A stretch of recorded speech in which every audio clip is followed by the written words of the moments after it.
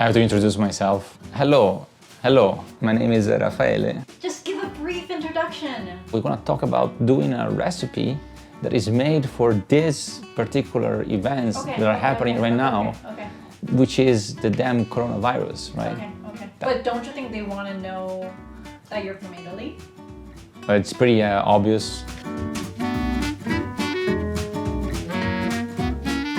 During these times, I think it's very important to know how to cook something nice at home, like carbonara. I know this is not the traditional recipe that is made with guanciale and more pecorino, whatever. We're still gonna use some of the original ingredients, but it's gonna be a plate that is made with simple, easy to access ingredients that anyone can buy, especially during this time.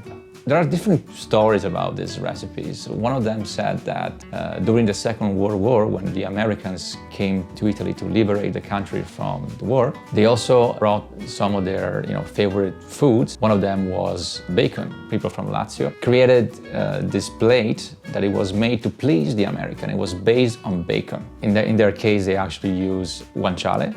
In our case, we're gonna use bacon because it's more available here.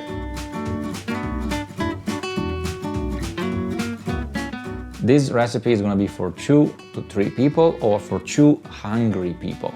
Bacon, pasta, of course spaghetti or linguine are probably the best one. If you have other kind of pasta because you cannot go to the supermarket or whatever, or you wanna use whatever you have at home, just use the pasta you have, it's fine. 4 egg yolks, black pepper, and a mix between Parmesan or Grana Padano, whatever you have, and Pecorino cheese. All the ingredients are going to be in the description of the video. First thing, you cut the bacon into small strips. You can cut 1 or 2 layers at the same time. After you prepare the bacon, you just put it aside for a moment. Then you prepare the eggs. You have to break the eggs in 2 and pass the egg yolk from one shell to the other, so you can remove the egg white and separate the egg yolk from the egg white. Continue this procedure until you don't have any egg white in the shells anymore. So you can put the egg yolks in a bowl and the egg white in another bowl. After the egg yolks are ready, put the egg whites in the fridge and don't throw them away. Okay, so then you have to grate the cheese. So what I do normally is just prepare 2 small bowls and I just grate pecorino in one bowl and Grana Padano in the other bowl. And then you mix them together with the egg yolks until they start to get thicker. And you add a little bit of pepper. Normally I put like a lot because I like the intensity and the flavor of black pepper. Continue to mix until everything becomes really thick and dense and put everything aside. Now it's time for the bacon. You just put everything inside a frying pan on medium to high heat, and you start cooking everything until it becomes pretty crispy and flavorful for about 5 to 10 minutes, depending on how crispy you want the bacon to be. At the same time, you have to start cooking the pasta, so you need to put water in a pot with 20 to 30 grams of salt and about 200 to 300 grams of pasta, I would say spaghetti or linguine, for 2 hungry people or maximum 3. After the water starts to boil, you take a spoon and a half of water from the pot to the mixture, and you mix everything together until it becomes more creamy. You should be able to smell the bacon when it starts to be ready.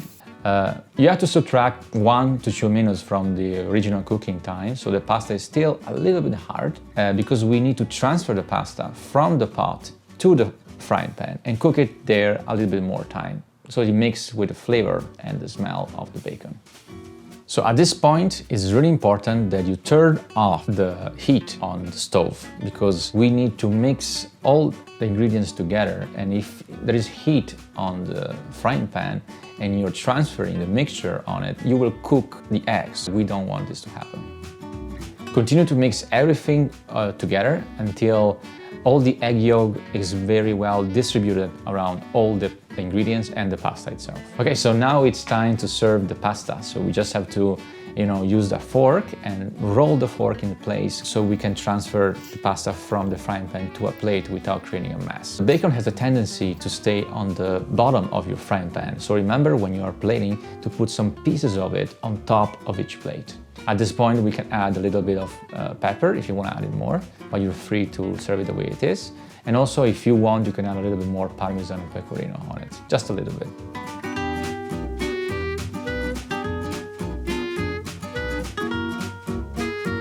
So thank you so much for watching, and if you want to see another recipe, oh, actually, something that I forgot. Don't throw your egg white away, you know, just put them aside, store it in the fridge, because tomorrow I'm gonna do a recipe just with the egg whites to have a really nice breakfast. So stay tuned, subscribe, and see you later. You're gonna tell all your friends how good it is. Your life is gonna be identical, but now you're gonna know how to cook carbonara.